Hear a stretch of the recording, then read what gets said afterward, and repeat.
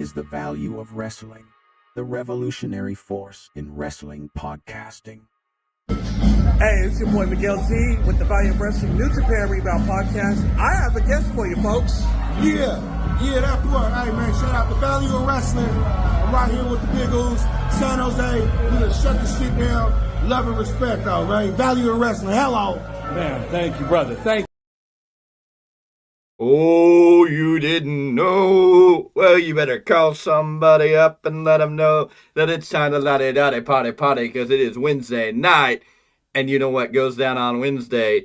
The Dynamite goes boom, or it fizzles out because it got a little wet and it didn't really make the big boom that it should have been. But anyways, this is the Value Wrestling, and this is your Wednesday night AEW Dynamite post-show review right here on YouTube, live and in color, in person, and we'll get into it. Of course, the man sitting across from me tonight, this is only a two-man tag team event, but you know this man, the one, the only. Oh, you know,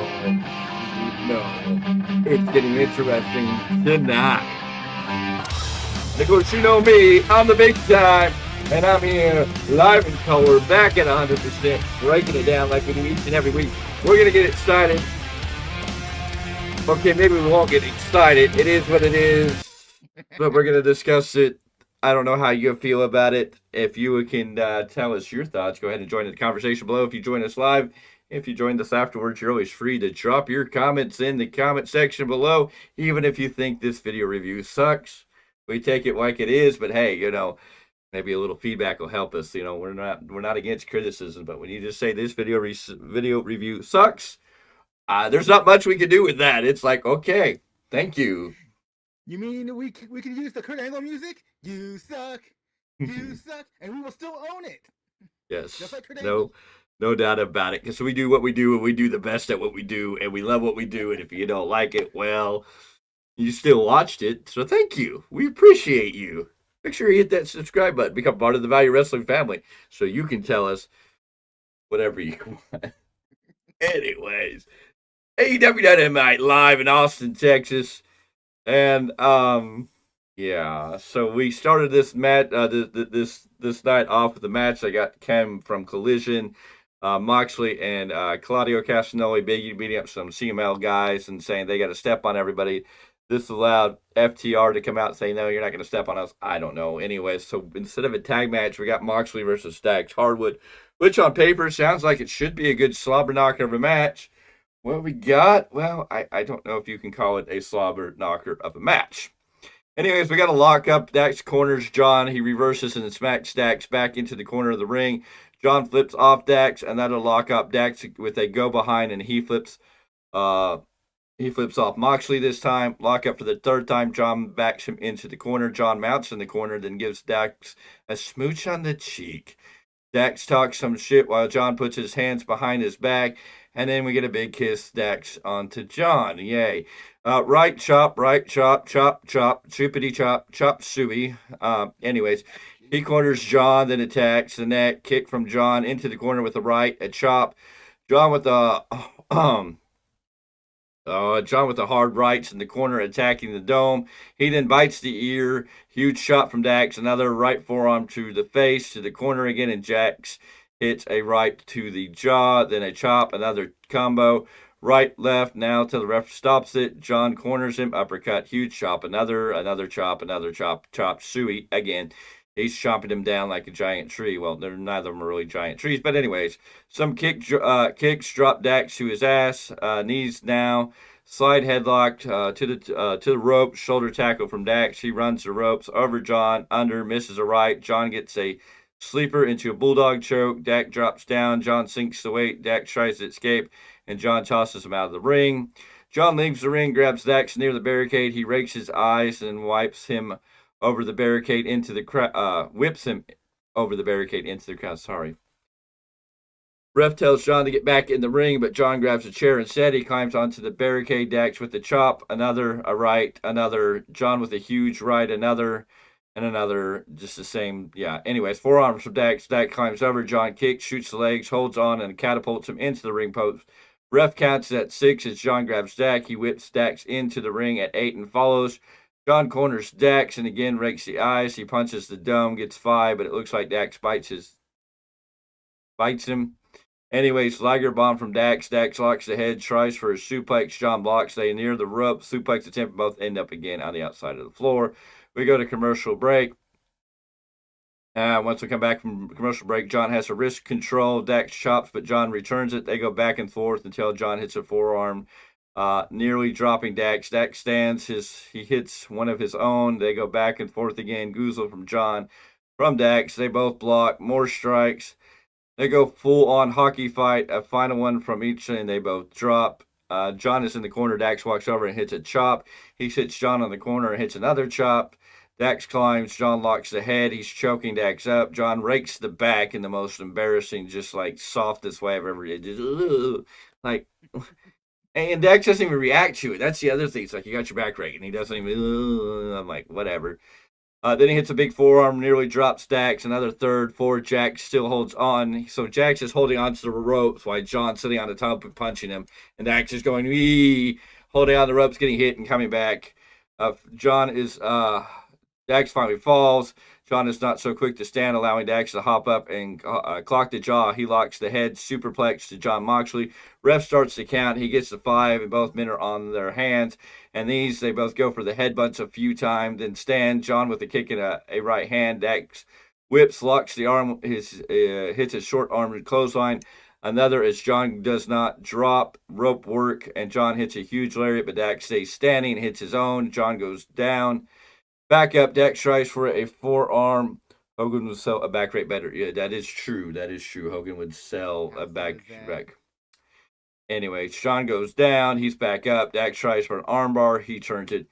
Damn it, everything moves. Dax tries for an armbar. John turns it into it, and Dax gets a sharpshooter. John turns it around, hits a few kicks, stands up and grabs the hands and stomps the face of Dax a few times before trying for an armbar. Dax rolls into it, getting a 1-2. John locks the head, tries for a power driver. Dax reverses it.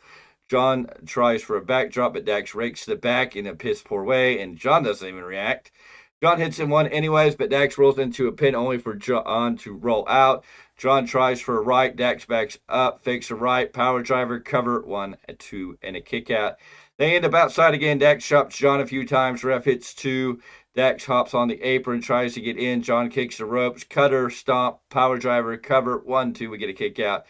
John lifts Dax up, pulls the trigger, hits the ropes, but Dax with the right tries for a brainbuster. John tries for a paradigm shift, countered into a brainbuster, a cover, 1, 2, and no. And we get another kick out. Dax has almost got it. He runs to the corner, heads up high, falls off for a headbutt that looked horrible. He just kind of fell and then totally missed it. John locks in a rear choke. Dax starts to fade. The ref holds up his hands. Dax comes back alive. John clicks it in harder, and Dax taps out. This match went 18 minutes and 37 seconds, probably about 15 seconds or 15 minutes way too long. It was a bunch of chops and punches, but it wasn't like slobber knocker feeling.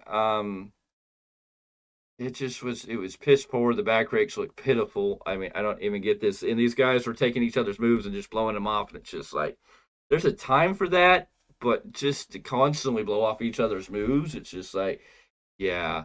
And, of course, after the match, John's not releasing the choke, so Wheeler comes out, which then brings out Claudio Castagnoli, who takes out everybody. And so now we have John and Claudio Castagnoli standing tall, which sets up for next week's match. John Moxley and Claudio Castagnoli will take on FTR in a tag match because we needed this extra match here. It was just I don't know. It wasn't slobber knocker worthy. They both sold some moves. They didn't really sell some moves. The back rake looked pitiful. That was what just irritated me. They're sitting here doing these long, over-exaggerated. It wasn't like a quick back rake. It was like these long, over-exaggerated, like they're like taking forever. But it looked gentle, and the other guy reacted to it. I don't know. I guess Hogan would have sold this better. Mox tries to do New Japan work with guys who don't work at a good style of New Japan Pro Wrestling. I don't know. Dax is okay every once in a while in a singles match. FTR together is better than one of them alone usually. John Moxley, I don't know. He spent like the first 5 minutes of this whole thing wandering around the arena like he couldn't figure out how to get to the ring. He looks like he came from the concession stand after he ate a hot dog at first because he was way up in there. And then he walked like halfway over here, then changed his mind, went back this way, then went this way. I don't know. I guess they need to draw a map to the ring for John these days. I don't know. He took forever to get there. If you didn't know, he like went all this way, that way, and I'm just like, I don't know what's going on with this boy. It is what it is, I guess. Anyways, Mr. Clarke, your thoughts on this Chop Suey Festival? Between the lack of selling and the confusion between last week versus CMML guys, Yeah, we consider the Blackpool Combat Club faces. Here they're acting heelish. It's like, I'm okay with not having clearly defined faces and heels. Cheer for who you want. From the audience perspective, that is. But from a booking perspective, make it make sense. I was just real confused on, are we supposed to be cheering them? Are we supposed to be cheering for Moxley? Are we supposed to hate him? Do we not give a care one way or another? yeah. I mean, it looks like Tony Khan, once again, is throwing things against the wall to see what sticks and what doesn't. He's being reactionary as opposed to coming with a vision. I mean, yes, you have to pivot if the vision isn't working, fine. But he's not doing anything long enough to find out if it's going to work or not. Anyways, from there we go to a backstage segment that just makes everything more confusing because we're back with Renee, who's with Takeshna, Powerhouse Hobbs, and Don Callis. Don says no one wants to wrestle Takeshna or Hobbs. They need to be on the pay-per-view, but they can't find the talent, so he's looked within the family, and he put together a match that will have the world talking. The two family members. Takeshna is going to take on Will Ospreay at Revolution. Renee questions this, and Don says he and his brothers used to fight and be fine. Don's family wins. They all be a family afterwards. He calls it the match of the decade. So I guess our first match for Will Ospreay as a official member of the AEW roster would be against Takeshna, who's part of the family that he's supposed to be a part of, but I don't know if he's getting out of this because they're going to do something different with him. I don't know why I don't know why. Don't care. This is what you're giving me, Will Ospreay versus Takeshna to start it off with. I don't know if I can really get excited about it. It'd probably be good in-ring action, but I'm like, nah. Your thoughts? From a story perspective, of course, it is what it is. It's throwaway. But this is going to be about the in-ring action. And this is going to be about Ospreay making his own way away from the family, because, like, what would be the point of him even being a part of the Don Callis family at this point? Like, when he was a part of, when his main area was New Japan, it made sense. So he could be, special interest when he would come in.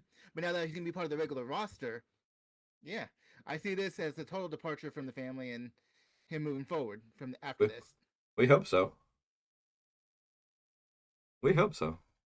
Anyways, guess what? We got Wardlow. Now, Wardlow's been facing people in weird matches, but this week he got Jobby McJobberson. I don't know. This guy was a former WWE talent. I love when they go, oh, yeah, this guy was a WWE talent that got squashed by Braun Strowman. No, he was a talent that was brought in to get squashed by Braun Strowman and the Authors of Pain. He was an official member of WWE. Anyways, Wardlow squashed some guy, took a minute 23. So now we're back to Wardlow running through nobody's squashes to do whatever he wants to do. I don't know. I'm over Wardlow. He can go away. And the sad part is, like I told you off air, AEW practically has the keys to the indies if they want to use it. And they can bring interesting people to help make Wardlow look good, but they choose not to. They do squash matches that do nothing for him. I mean, yes, it doesn't even matter. I wouldn't even mind if they were just squash matches, but make it interesting. And they're not doing that. And after that, we got to see the EVPs arrive on their private jet. They're still wearing their blood-stained white suits, and they're coming ready to work because they're taking on Top Flight later. Then we got Adam Copeland and Daniel Garcia, because that wasn't your main event of the night. No, your main event of the night was Orange Cassidy versus Matt Taven in a Texas death match, which was, I'm like, okay. So we got Adam Copeland against Daniel Garcia. This match is just, anyways. They size each other up, lock fingers, and Adam hits a hard right to the face. Another, Adam sends him into the corner, hits a forearm. Another, Garcia gets some crowd love. A whip from Adam, but he holds onto the wrist and slams Daniel down. Adam tries for a crossface. Garcia slips through with ease and gets a horrible-looking ankle lock.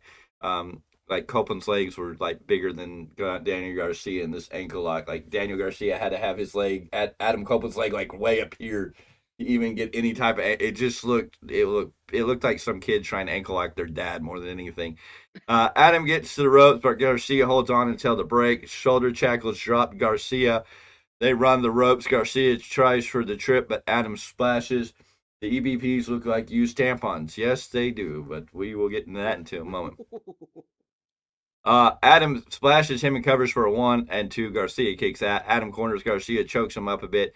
Adam grabs Garcia up from the corner. He gets a side headlock. Garcia with an elbow, another side headlock. They run the ropes again, and Adam drops Garcia with the tackle. They run the ropes again, and Adam tries for the splash again, but Daniel rolls out of the way, rolling up for a 1-2. Adam kicks out. Another pin attempt gets a 1. Drop toe hold from Garcia. He locks the legs up from behind, then goes. He locks the legs up in like a Mexican surfboard or a surfboard, and then he does his stupid dance and does a stomp. Yeah, whoopee.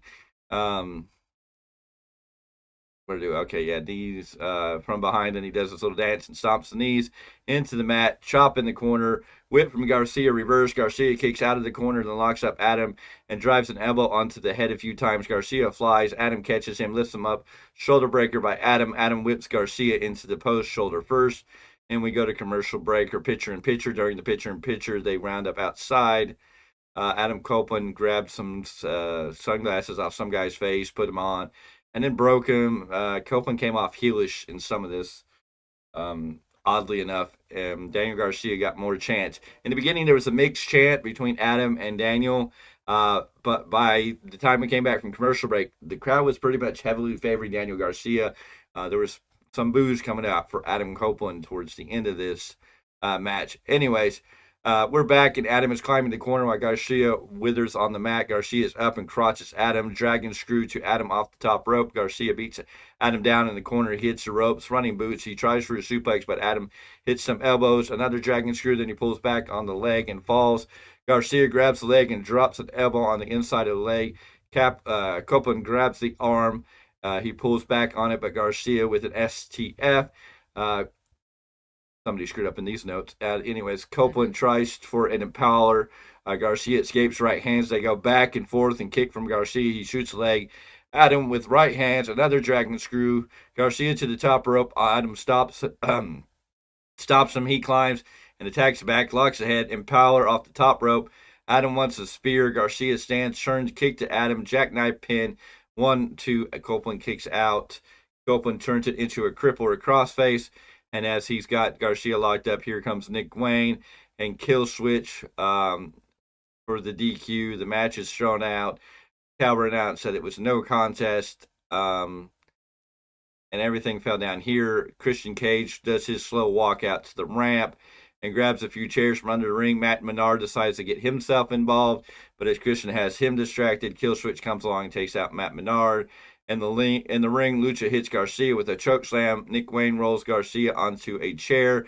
Cage is ready to hit a concerto, but Adam Copeland, who had disappeared at some point, came back out of nowhere, saved the day. He attacks Nick and Lucha, and then he goes after Christian, but Nick Wayne's mommy comes in and lowballs Adam.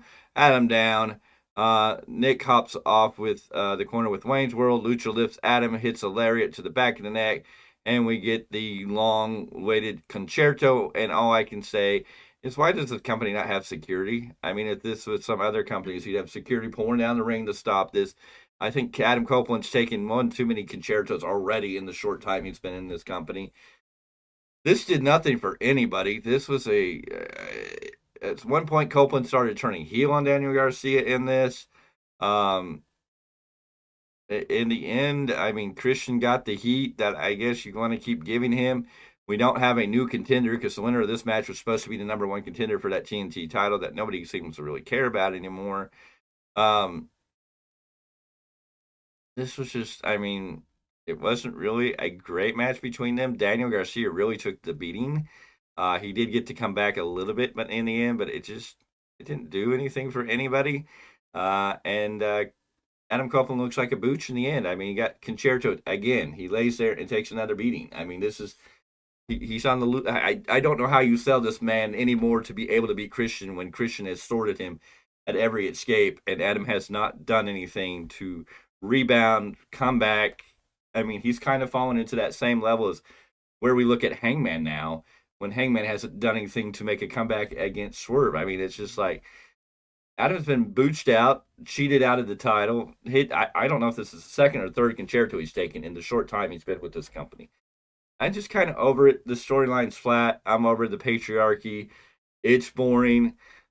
The storyline died. After World's End, they did a little bit at the beginning of the year, but we haven't really seen Christian on TV or had anything really to do, and it's just the storylines died, and it's just like, again, Tony Khan goes, "Oh, that's right, I have to do this storyline. I forgot I had this storyline going on."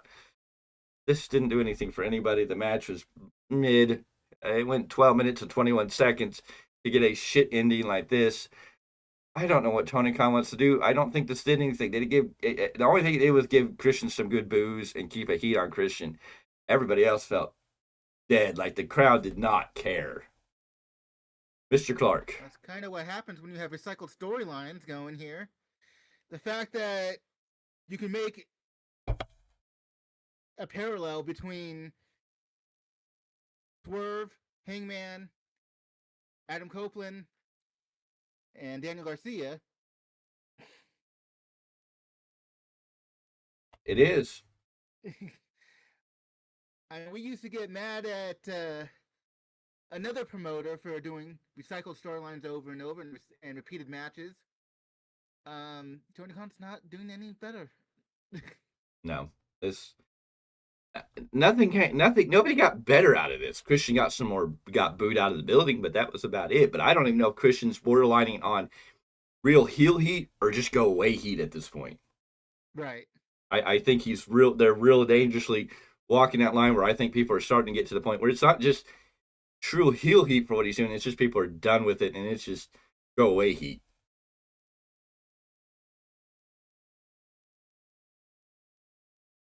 So I mean, they've got to be nothing more to add to that. To be honest, they've got to be careful. Anyways, up next we had Samoa Joe came out. Joe is out, suited and booted. He stands here proudly as our champion. He comes with a spirit of apology. He is the one who reenacted the ranking system supposedly to ensure only the best fought him. It was all going so well until last week when Page and Strickland fought to a draw. He figured that would put them to the back of the line, but they took a page out of the Texas playbook and made the match bigger and dumber, which is kind of true at this point. They rewarded mediocrity around here. Which is a little bit of a shoot statement. And instead of telling both men that they don't belong in the ring with me, he finds himself in a three-way match. A crime has been committed, and now there must be repercussions. He will hurt one, if not both. They may walk in, but they will limp out. He is Samoa Joe. He stands here champion, and there's nothing anyone can do about it. Short Strickland isn't too pleased. He comes out and tells Joe this wasn't supposed to be personal, but the more Joe runs his mouth, he can't help but get the feeling that this is becoming personal. He tells Joe that when he won the title, he said the new protocol was show up with your reputation and resume. Hunger is what defines the greats. He's on his way to becoming one of the greatest of all times. No one out-hustles him, outworks him, and outgrinds him. Well, if you ask Christian, then he outworks everybody. So I'm sorry, you're wrong, Mr. Strickland. Anyways, check his resume and put some respect on it.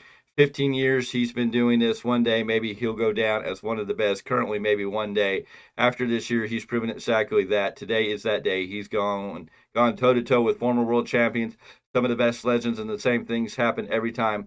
This is his house, and the only thing that will change on March 3rd is that he will be holding the title above his head.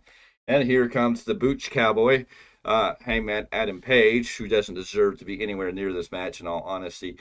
Who wants to set the record straight? He wasn't mad after last week. He says the winner of the match last week became the number one contender, and Swerve couldn't do it. Well, yeah, but you didn't beat Swerve, so you couldn't do it either. If this was at the Page at Revolution, it would be between two men who value and respect the title and all it stands for. He tells Swerve that he doesn't deserve 1 second of Page's time. He tells him that Page doesn't deserve 5 more minutes because he couldn't get the job done. He doesn't deserve to be in this match. Joe splits them apart, tells them to back up, save the domestic dispute ends tonight. Come Revolution, he's whipping both their asses.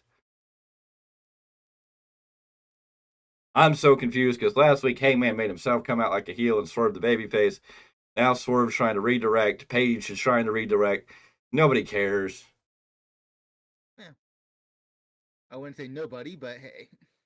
All the AEW hardcore lore of this that ride that Tony Khan, you know what, maybe. But I mean, at this point, I'm over it. I'm like, Hangman doesn't deserve to be in this match. He didn't win the match this week.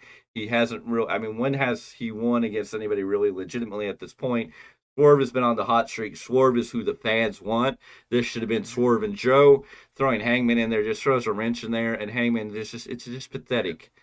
And it draws the match down. I'm tired of seeing Swerve and Hangman. Hangman can go cry in the corner. He hasn't done anything. He's cowboy. He's cowboyed up nothing to prove that he deserves to be here. He got punked out by Swerve, and I'm over it. That's the thing. It's for this promo segment. I was actually interested between when it was Samoa Joe and Swerve. The moment Hangman came in, I was like, "Oh no, just no." Yeah. Maybe you create a new stable with Hangman and Adam Copeland. You know, they could be the number twos at the number 2 table. You know. Oh Lord. Anyways, Tony Storm's new video, Wet Ink, comes out. So cool. And then we have Deonna Purrazzo backstage. Tony talks too much. She'll keep it short and sweet. I'm going to break your arm, beat. And it was officially entered stage 3 of a woman's feud where someone is called a booch. Yes. And here comes the Young Bucks with their new music. Cool. They're out in their bloody suits and they're here to take on Top Flight in an interesting match. Anyways, Young Bucks, Top Flight go one-on-one. The Young Bucks are looking to pad their resume, supposedly, so they can become the number 1 contenders. We'll talk about that in a minute. Hangman with the Ron Jeremy stash. Why is he ripping off Joey Ryan? I don't know what's up with Hangman. He needs to go away too. Anyways, we get a lockup. Nick still has the derby hat on. Yes, Nick is wrestling. They're wrestling in their suits, these bloody suits. The Young Bucks are wrestling in their suits. Or the EVPs, whatever. Who gives a hoot? Tampon Bucks? What? Yes. He works the arm. Dante flips out of the hold and spins Nick. Nick notches a head scissors. He gets a head side headlock, hits the ropes. Dante flips over the running Nick. Nick yells at both of them. So they all of a sudden in the middle of a match start acting like EVPs. He runs back in and Dante gets an arm drag whip to the ropes. Dante tries for another. Nick holds on where wheelbarrow into an arm drag to Nick. Kick from Dante. Tag attempt, but Matt gets a tag instead. Nick yells at Dante in the ring again, but Matt pushes Nick back, tries to calm him down. He tells Dante it'll be both of them, and then shakes hands. Matt tries for a cheap shot, but Dante and Darius fire back and forth. Dante with the enziguri, clothesline. Yes, there you go. In the corner, Darius was a suplex off the tag. Tag to Dante, flies over the head with a flip. In comes Nick, hops to the apron right to Darius. Dante with the leg lariat sends Nick to the outside. Top Flight hits the ropes, looks to die, but Nick and Matt get out of the way. They're close enough for Top Flight to slide outside and get attacked with right hand. Darius back in the ring, fights both Bucks off. Matt with the clothesline and shoves Dante to the floor outside. We come back from break. Darius hits an enziguri on Matt. He climbs for a tag, gets it. Dante flies in, hits a right hand, another high knee to Nick, whip to Matt. Matt reverses. Matt misses a splash. Dante with a high kick to Nick to the outside. Springboard crossbody for a cover. 1, 2, no. Dante grabs Matt by the head. Matt shoves him. Dante flies over, tries for a sunset flip, but in comes Nick to hold the hands. Darius runs in, gets a sunset flip on Nick. A cover for 1, 2, but they kick out. They send Nick out. Matt with a super kick to Darius and a DDT to Dante. Dante sends Nick off the apron, hits a splash to Matt in the corner. Tag to Darius, who hits a tornado DDT on Matt for a cover of 1, 2, no. Nick stops the pin. Dante kicks Nick, sends him to the outside, hits the ropes. Dante flies and hits a suicidal dive. Darius runs the rope, spins behind him. Spanish fly to Matt, which was beautiful. 1, 2, no. They kick out on the outside. Nick hits a flapjack onto the barricade. Darius tries for a monkey flip, but Nick holds, and Matt tries to use the ropes for a pin. Ref stops it. Nick distracts. Matt pops Darius up and hits a hard low blow. As the referee's distracted, we get the EVP trigger. The match went 11 minutes and 7 seconds. And Young Bucks get a barely get a win here. Top Flight looking like the Stunners, and the Young Bucks sell this like this was something amazing. And then afterwards, of course, Tony is in the middle of the ring, and Matthew says they are undefeated this year. Can you believe it? They've had one match. This makes them the top unbeatable tag team in AEW. He thinks it's safe to assume they are number one contenders. Tony says Sting is not here, and we get a graphic that's calling the Young Bucks or the EVP Young Buck, whatever they're fucking, the Tampon Bucks, right? Is that what we're calling them? The Tampon Bucks. Or the number one contenders. So Tony says Sting isn't here because of last week. Matthew says he's gonna listen to Tony talk trash every single week. He thinks this might be a breach of contract, publicly disparaging the company's EVPs. Is Bush League. Nick gives him $1,000 fine. Is that a problem? Nick's shoulder checks Tony down to the mat.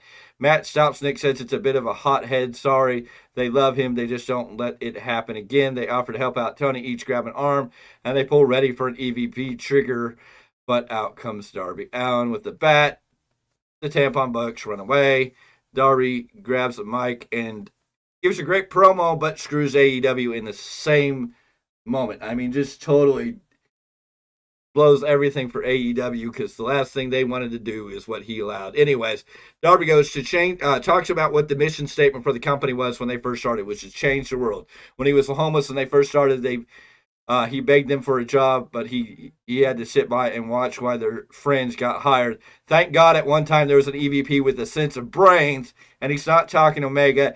And Austin breaks out in a Cody chant on AEW Dynamite, which was probably the worst thing for that. Tony Khan had to be sitting back there probably almost in tears because the last thing I think is you want the biggest name in professional wrestling on the other company who's going into the biggest wrestling event on the other company, who's the hottest, most talked about thing, who's going face to face with The Rock.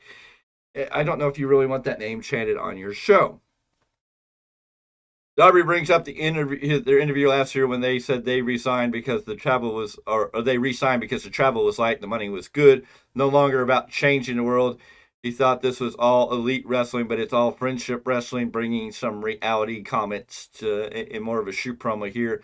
Think of the first episode. Darby wasn't on it, but Brandon Cutler was. Darby doesn't know what kind of fights they got into at home school.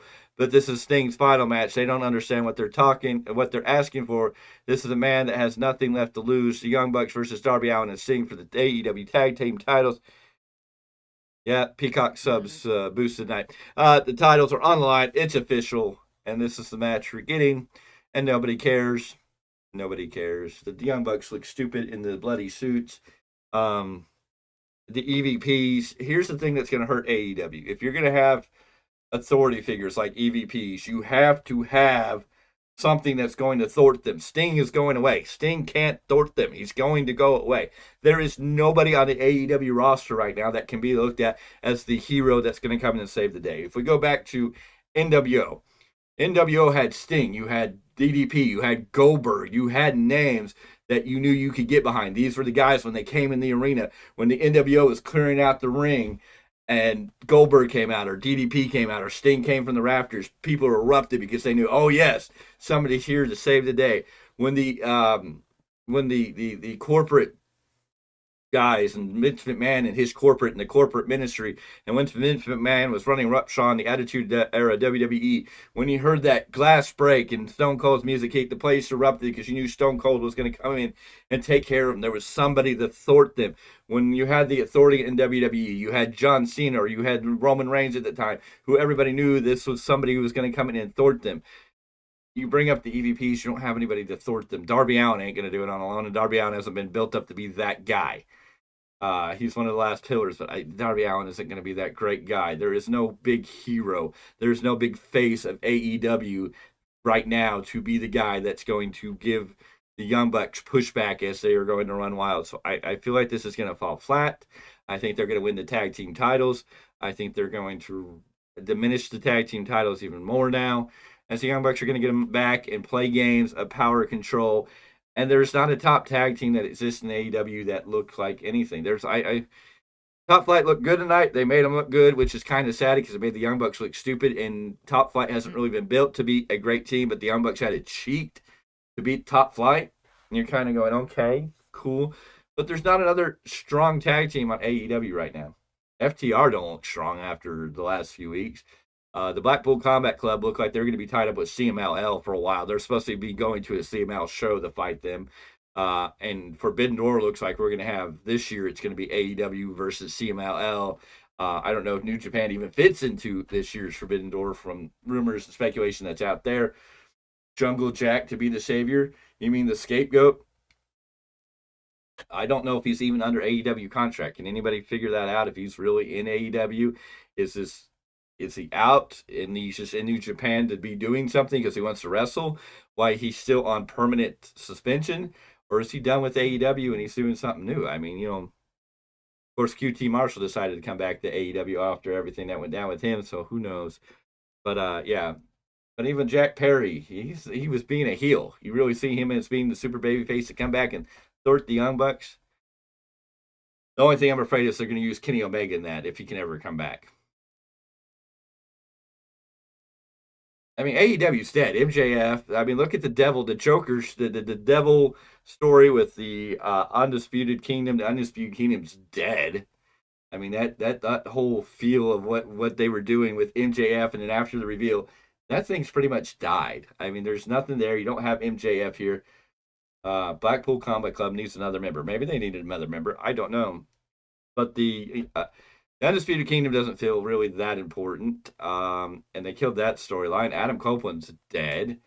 And this whole EVP thing that they're starting up, it's just kind of like, it's hard to even get invested in it because you don't see anything.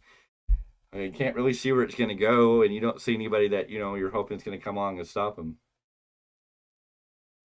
Yes, exactly. Mr. Clarke, what did you think of this match and everything that came out of it? To be honest, I didn't pay that much attention to the match. We already knew we already knew who was going over. Yeah. We've seen this match, what feels like a million times over the years. Like, yeah. I've seen Top Flight and the Young Bucks so many times, like, I don't care. Plus, knowing that the Tampon Bucks were going over, it's like, eh. Like, I had it on in the background, but I wasn't paying as much attention to it as I normally would. Yes. Oh, I was more invested in the match following that match than I was this match. Well, and we also found out Jeff Hardy will be taking on Sammy Guevara next week in a no disqualification match. So somebody's either going to die or get injured. I don't know which by the end of that match. And we have Anna Jay taking on Queen Amanila Amahua. I had it in my head, and then when you messed it up. She's taking on her. That I know they're trying to get behind Queen, whatever her name is, but it's kind of I don't care. And then the most confusing thing is we're going to have a 6-man tag match as Samoa Joe tags up with Swerve Strickland and Brian Cage to take on RVD, Hangman Adam Page, and Hook. Like, if we want to think those who are waiting contract negotiations, see Lexus King and are thinking I might call Hunter, who knows?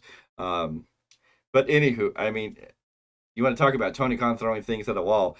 How do you put Samoa Joe and Swerve on the same team after the promo you saw earlier? Brian Cage is just there because he's aligned with Swerve, but on the other side, you were going to bring back RVD to team up with Hangman and Hook. Like, it's just like, Tony Khan just had to sit there with the dartboard and go, let's see, okay, he's in that match, he's in that match, he's in that match, cool. Tell me when I'm telling lies. Because this match makes no sense. I'm like, okay. I don't mind the continuation of RVD and Hook teaming, but to be teaming with Page, Hangman Page, and going against their opponents, I'm like, no, just no. That's all next week on Dynamite. Get excited for that one. Anyways, the next match was a women's match. We had Willow Nightingale taking on Sky Blue, and this was a match of just visualness. But anyways, we won't get in that river. Anyway, Sky attacks Willow into the corner. Whip is stopped with the cartwheel. Body slams to Sky. Cover for 1, 2. Willow with another body slam. Sky smacks her in the face. Willow is pissed. She grabs Sky by the head and corners her, then sends her into the post face first. Again, a third post. Sky rolls to the outside before the final hit. We come back to Willow hitting a spinebuster and getting a stacked smoking munchies. Okay, you're fired. Sorry, I got rid of that button for reasons, but Will hitting a spinebuster and getting a stack pin for a 1-2. Sky kicks out. Will lifts for a powerbomb. Sky escapes, hits a knee to the face. Running kick, locks the head. DDT to Willow. 1-2, but Willow kicks out. Willow gets Sky to the shoulders, but she turns it into a dragon sleeper. Willow backs into the corner, smashing Sky. Sky dodges a right hand. Willow with the right hand on the apron. She tries for a shoulder something. Sky attacks. Willow moves, hits the ropes. We get a pounce, sending Sky flying. Willow sits Sky up on the corner. Sky attacks with the right, slinks down, then kicks Willow in the face. Powerbomb to Willow, a pin for 1-2. But no, Cold Blue, but Stokely is distracting on the apron. The ref turns, counts the pin for 1-2. No, Willow reverses it. 1-2. Sky tries to kick. Willow dodges, gut wrench into a powerbomb for a pin. And your winner at 8 minutes, 50 seconds, Will Nightingale. It was a decent match, but I don't know what we're doing with Stokely Hathaway helping Will Nightingale kind of winning this match.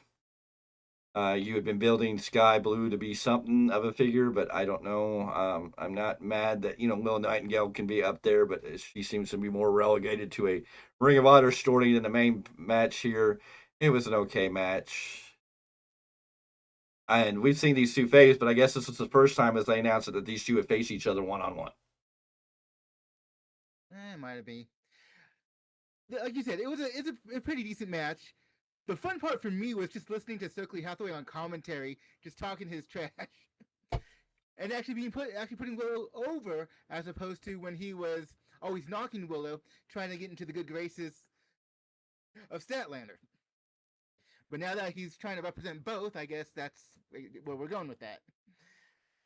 I enjoy Stokely's commentary, and plus, like I said, it was kind of a visual match, so it is what it is. I enjoyed it. But it's not much of a story, really. It's not. I don't know if it's even going anywhere. Yeah. And ladies and gentlemen, it's now time for your main event, the Texas Death Match versus Orange Cassidy and Matt Taven. And you hear that, and you're just kind of like, okay, yeah, I'm expected to believe that these two can live up to the last Texas Death Match we got. AEW just doesn't really do great with Texas Death Matches. They had that one. It was interesting. It went a little over the top, but I was like, this match. Okay. Anyways, OC attacks, immediately drop kick to Matt. Taven pretends to call out somebody. OC falls for it. Whip to OC after some rights. Reverse. Matt hops over. OC hops over, hits the ropes. Drop kick from Matt. They end up outside. Matt sends OC into the barricade. Yes, the crowd did go mild until it kind of picked up in the end there. He sends OC into the steps. OC shoves Matt into the barricade. Then again, Matt tries to whip OC into one, but he flies over and lands on his feet. Matt runs over and OC hits him with a right. A club to the back. We go to commercial break, and we missed an elbow drop off the stage through a table. They went up the rampway. Matt obliges by hitting a suplex on through the same table. He set up a table that was already broken, and then we put it through, and then everybody's like, holy shit, and I'm like, really? The table was already broken, you're trying to, holy shit. I'm like, no. OC, of course, is bloody at this time. He's carried down the ramp into the ring. Taven hits a backbreaker, spins him into a DDT. Taven goes outside to set up another table.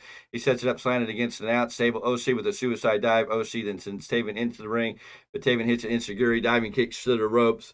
To OC, he almost goes to the table, but Matt tries again, flies over the top rope, and OC moves out of the way. Taven dives headfirst into the table. We get an oh shit chant at that point, which was probably a little more believable than the first one. OC goes under the apron. There's a heart-shaped box of chocolates.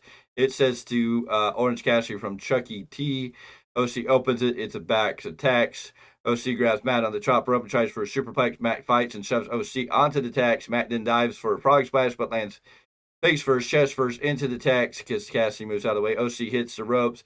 DDT into the tacks. OC is under the ring. He throws in a chain, but here comes Mike Bennett. Mike Bennett to attack OC. He sends OC into the ring after smacking him with a huge heart or another heart-shaped box crashing over his head. Mike grabs some chairs and slides a bunch into the ring. There's 4 of them. He sets them up in the corner of the ring, but here comes Trent Beretta with a box of flowers. He drops the flowers and pulls out a pipe. Mike goes to hit Beretta with a chair, but he crashes the pipe into the chair, and then Matt comes back with the chair in front of his face, which Trent Beretta just hits the chair with the pipe. Yeah, he then hangs Chuck on the top rope and slams his head into the chair. We get an orange punch, a beach break into the tacks and chair. Orange Cassidy goes to look like he's going to put his hands in the pocket, but Matt Taven's up and rips the whole front end of his pants off. OC then grabs the chair, hits an orange punch with the chain, and the referee starts to count because in the Texas Death Match, you got to count. You got to keep your opponent down for 10. So Taven's down on the mat, and Roderick Strong comes in, and he's right next to Taven, but instead of worrying about going after Taven, he charges at Orange, who turns, but Trent gets in the way and takes the knee. OC then sends Roderick Strong out of the ring, and the ref counts 10. OC wins via knockout. In the stupidest moment of your life. Roderick Strong out here with a stupid porn mustache. He gets in the ring. His guy, Matt Taven, is right here, like literally right next to him. He's standing at his head. And instead of helping his buddy to his feet before the 10 count, he charges at OC, letting his buddy get counted out. It was stupid. This match went 13 minutes and 26 seconds too long. How this person gave this a 5-star match. In the beginning, this was slow and just not even anywhere near anything. In the end, we started getting some weapons, and it picked up for a little bit, but then it got stupid in the end when everybody started coming down. And just kind of ruin it. And then when you have Roderick Strong standing next to his boy who's getting counted down, instead of helping him to his feet, why Orange Cassidy's distracted, you charge it. Roderick Strong brought nothing to the match. He didn't do anything. He did nothing. Roderick Strong came out, kneed Trent, and got thrown out of the ring. It just stupid booking. The Undisputed Era looks stupid. The more they go along, you got Wardlow fighting off no-name talent on the show. You got Matt Taven losing to Orange Cassidy in a Texas Death Match, looking like an idiot. Roderick Strong comes out and could have saved his buddy, but doesn't. I mean, just the Undisputed Kingdom storyline is going to die faster than anything. By the time MJF's back, I don't even think anybody's going to really care. I don't even know if you can revitalize this. I don't know how you're going to get Wardlow to feel like he's a main event guy when nobody cares about him. This show just was not good. Let me ask you this. Which one has gone down faster? The reputation and the booking of Adam Copeland, or the booking of the Undisputed Kingdom? The Undisputed Kingdom at this point, because that was just at World's End that we found out it was them, and look where we are now. I mean, we're talking just a couple months into what should be this storyline. They can't carry it without MJF. Is this what's dead for? Is this what's going to kill AEW? AEW can't carry on without MJF. Now that MJF's done, he's gone out in injury. Does anything really feel significant or important? Yeah, you kind of want to see Swerve get over, but they've got Hangman attached to Swerve, which is only hurting Swerve, in my honest opinion. Swerve should be done and moved on from Hangman at this point. Hangman should be, I don't know where Hangman should be. Probably not even on my TV as far as I'm concerned. But the more they keep hanging Hangman on Swerve's neck, it's like an anchor to Swerve and just keeps it going. Yeah, okay, we're done. Like, I like the potential Samoa Joe as world champion. And if he was having a one-on-one with Swerve, I think it would be good. I think it would be cool. But this triple threat with Hangman, yeah, Samoa Joe's not a miracle worker. And they're not doing anything to build your attention to big business. They're not really doing anything to make you feel excited for Revolution. They're making matches, but are you excited to watch it? Are you even still excited that this is Sting's last match in AEW? Is there any feel of like excitement to be excited to see Sting and Darby face the Tampon Bucks in Sting's final match?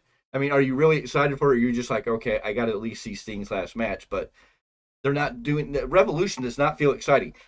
Elimination Chamber has 10,000 times more excitement than Revolution. WrestleMania is blowing everything out of the water. Right. Revolution, you're kind of like, okay, it's there. Let's get to it and see what we get out of it. But, I mean, they're booking – Well, I mean, I guess there's a reason they have that old phrase, the Revolution won't be televised. It may be on pay-per-view, but it definitely won't be televised. Mr. Z, this one's for you. Are you paying attention, sir? Are you excited to see Will Ospreay take on Takeshita at Revolution? Does that get you excited? Does that make this pay-per-view feel more important now that Will Ospreay is going to be on it taking on Takeshita? Did they even build that storyline to make you excited, other than just Don Callis going, yeah, Will Ospreay, Takeshita? So what you're telling me? No, yeah, exactly.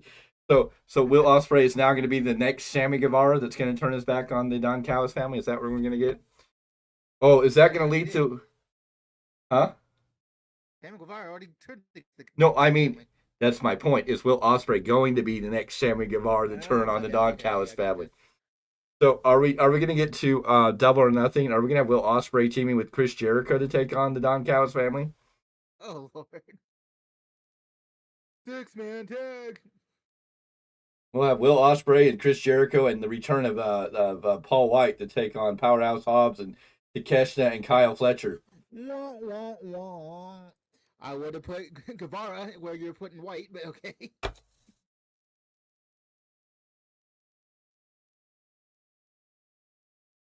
Will Ospreay is going to start so fucking hot in AEW and die. I mean, granted, he'll probably be world champion by the time we get to All in London this year. I mean, that's just kind of the foreseeable future. Who will be the champion? And I don't know. Could it be Hangman versus? Does Ospreay take it off of Samoa Joe? Does he take it off of? That's what I'm saying. We're still trying to figure that aspect out. Or he could take it off of a Hangman. Ospreay hasn't been on Jericho's casting catch yet. Yes, but I just don't see it happening. We're talking about Tony Khan's booking here. I know. That's the sad part. How not to book 101. I mean, he doesn't look like he's pulling the trigger completely yet on the right way to give Swerve what Swerve has the crowd behind him. It should be Swerve versus Samoa Joe 1-on-1. Swerve should be winning this match and becoming the next AEW champion. Sorry, Joe. I love Joe. I think Joe's great. I think Joe deserves a great run with the title, but I don't see it. It just doesn't feel like he's really the man to run with the title for a while. Now watch Swerve become AEW's Cody Rhodes. He needs more adversity. Then I think Tony Khan will kill that and Swerve will get lost in the sauce. I'm sorry, it's Swerve's time. Swerve is at that moment where he needs to do it. It's nothing against Joe. I wish Joe would have this title, but right now that title needs to be on Swerve. Swerve is the biggest guy in the company. Whether you want him to be a heel or face, he's the guy that needs to be carrying this company right now. Yes, thank you, Tony, for killing Ospreay before he even gets in the damn building. Isn't that the truth? What are we going to say about, big business when we're seeing Okada showing up and Mercedes Moné? The only thing that's going to, I hope Britt Baker's ready to come back. I'm assuming they're going to do a double reveal that night with Britt Baker and Mercedes Moné. That's otherwise, where's Mercedes Moné going to go? Who's Mercedes Moné going to go up against? Tony Storm. And who's he really? What's he going to do with Okada? No. Unless he's going to do the storyline where he's going to have Chaos versus the Bullet Club. There's rumors that Tony Khan is going to use the members of Bullet Club he has available to him, and then the members of Chaos to build a storyline. Because I guess the best friends group there is all part of Chaos too. I didn't really realize that until I watched the video on the biggest factions in wrestling, and Bullet Club is the number 2 largest faction in professional wrestling. There's only one club that's bigger than them, and that is the Wrestling Society in Lucha Libre in Mexico, where they have 73 members to that group. Oh, what the heck? Yeah. Well, it was 2 big factions down there that came together by the son of the owner of CMLL, I think they said, and so he brought these 2 factions along with some other factions, along with some American wrestlers, and they have officially not just part-times, this isn't part-timers, this isn't just one-time shows, but they have 73 official, full members of this the society. I forget what it's in Mexico. La Soledad. So, Lord. I think Bullet Club it was at 53 or 54 or something like that members. And that's over time, and that also includes part-timers. It's like, that makes sense. Having 70-something members that are all active or whatever, that seems ridiculous. A lot of talks and rumors that are scaring me right now. It looks like Finn Balor's contract's pretty much after WrestleMania, and Balor's been out there talking about how he'd like to wrestle with the Elite one more time. I am scared to death to see Prince Devitt return and go to AEW and align with any of that.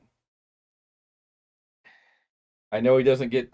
I know he doesn't get all the. He's doing great right now, and I know he doesn't get the spotlight that he should. He should have been a world champion by now. Well, he has technically. Unfortunately, got injured, but he should be a world champion. I hope he doesn't go. I hope he stays in WWE. Either stay in WWE or go anywhere else but AEW. Woo. Yes, I think he'll be okay in WWE. I don't want to see him there. AEW, I'm scared. I mean, look at what they've done to Jay White.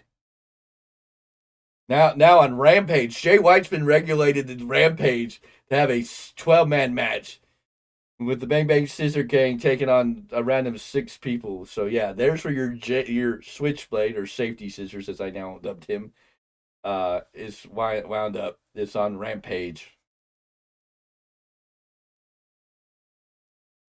And Tony Khan the other day, Boosty, we had the highest rating on Rampage since April of last year. You're just like, damn. Yeah, Damn. that bodes well for nothing there. This show was mid. This show didn't live up to anything. The Dax Harwood John Moxley match didn't really live up to what it should have been on paper. Just to run us into a rerun, and it's going to be a rerun, even though it's going to be a tag match. You're adding Claudio and Cash Wheel. It's just a rerun. Why didn't you just have these 2 tag teams fight each other tonight instead of a one-on-one match? It made no sense. Adam Copeland feels like a joke. Daniel Garcia is a joke. The only thing that was probably good was we got to see Nana dance. We got to see Willow Nightingale, and of course we got to see Sky Blue get in the ring. And everything else was, yeah. It was even close to mid. I don't know what to call it. I'm trying to be nice. I'm trying to give some benefit to it all because it was just, I don't know. And next week I'm even more worried. I mean, I hate the fact that I have to worry about what I'm going to get on Wednesday night TV when I'm excited on Mondays and I'm already excited for Friday. At least now I can be done with this and get excited for what's coming on Friday because we know it's Rock and Roman and we're going to get the next chapter in this illustrious story. That's amazing. Tony Khan gives me no reason other than the fact that I have to come here and do this because we do it for a fan base. Tony Khan. The reason we dropped doing Collision because the booking was just getting so bad. No, and I mean, Tony Khan gives me no reason to tune in next week. He gives me matches, but why do I want to see Samoa Joe, Swerve, and Brian Cage take on Hangman, RVD, and Hook? Why are we even having Hook in this relevancy? Go build Hook on his own. Give Hook into the international picture. Get Hook into the TNT title. Get Hook into the Triple Crown title affair. Oh, yeah, God. And we're going to get that match coming up. Eddie Kingston versus Bryan Danielson for the Triple Crown. I forget when that's supposed to happen. The Continental Crown, right? Yeah, the Continental Crown. You know that tournament. Back to Hook. Even if he was stayed in a tag team with RVD, that would be better than what they're doing next week.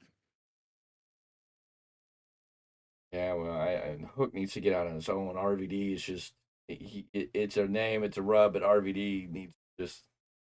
He needs to be showcased here and there. Every time RVD shows up, we're going to have RVD and Hook. I'm just kind of And Taz. From a consumer perspective or an audience perspective, I understand what you're talking about. From a business perspective, the fact that he still gets those reactions, I'm actually okay with Tony Khan using RVD the way he has. As a tag team. As a part of a 6-man tag, nah. And Taz, quit calling Adam Copeland Cope. I wanted to wring Taz's neck. He's like, oh, it's Cope. I'm like, he's Copeland. Cope?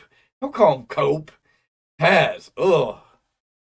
We like the shorter things. Cope. Instead of being the Tasmaniac, that's why he turned into Taz. That's fine, but I mean, just calling Copeland Cope. Cope's got this. Cope's on it. It's like, no. Is it silly? Yes. It is what it is. It is. It's just. I don't know what Tony Khan's going to do with this thing. I don't know how he turns around this, or gets it back. The storyline with the Young Bucks. I don't know if anybody's really excited about it. You're just kind of cool. They didn't feel special tonight. Like, I don't even know how you even make me believe that they are contenders for the title when they pretty much got mopped around the floor by Top Flight. And it's just, you don't have anybody to thwart them. You don't have anybody to stop the EVPs. I mean, you don't have anybody set up to get in that position, and I don't see anybody on the horizon. Do I really want to see, like, Swerve as the AEW World Champion trying to thwart the Young Bucks? Is this how we're going to make him a super babyface? I'm just like, that doesn't even feel right. Well, Swerve can do the babyface thing. His current character and his current build does not lead to it. And I don't know. Nothing seems to make sense. And people want to go, well, but AEW is about the wrestling. It's about the in-ring work. Then I'm like, why do they have storylines? Why are the Young Bucks trying to be EVPs? Why are they trying to create a storyline if AEW is about just the in-ring action? You know what I'm saying? You can't go, oh, it's about you got to love the in-ring action because it's about the in-ring action. Not, it's not like WWE in the storyline. I'm going, no, it's storyline driven. I mean, we wouldn't have this big triple threat. Period. Well, it has to be. That's what, at least right. In the American basis, you have to have the storyline. We have to have the good guy triumphing over the bad guy eventually. I mean, we have to have a reason to tune in. We have to have some purpose for why these two guys are fighting. We have to have things make sense. We have to want to be invested in these people. But half the people you're putting on these shows, we can't get invested in. Or we know the pattern of Tony Khan's booking. He lets somebody get hot, and then when they're hot and we're like, yeah, we like this, he just throws them to the side. Like, he got tired of, the toy wrestlers said he got tired of wrestling with him, so he brought the next one in. Only person he never seems to get tired of is Orange Cassidy. That's about the only person I think Tony Khan's never gotten tired of. Anyways, ladies and gentlemen, this has been Dynamite. This has been your review show right here on the Value Wrestling. We thank you for each of you coming in and joining us. If you come to watch us later, make sure you hit that like button. And then let's help that like ratio get up there so we can get it out there into the algorithm so more people will tune in. Make sure you ring that bell for notifications so whenever we do go live or new content comes up, you'll be notified. We will be here Friday night after SmackDown to review SmackDown. We're going to discuss all that and all the brilliancy. Then we'll be here Sunday at 12 p.m. Pacific Standard Time for a weekly roundup podcast where we round up the whole week of professional wrestling, everything that came out of this week. So make sure you're tuned into that. Hit that subscribe button. We are almost at 250, which puts us almost halfway to 500, which would be a great number. We are trying to get there, and we are going to sell away. Always pay attention. New content coming out all the time. And, of course, we have the daily shorts with This Day in Wrestling History that you can turn into. Ladies and gentlemen, thank you for being here. And we will see you on the next episode.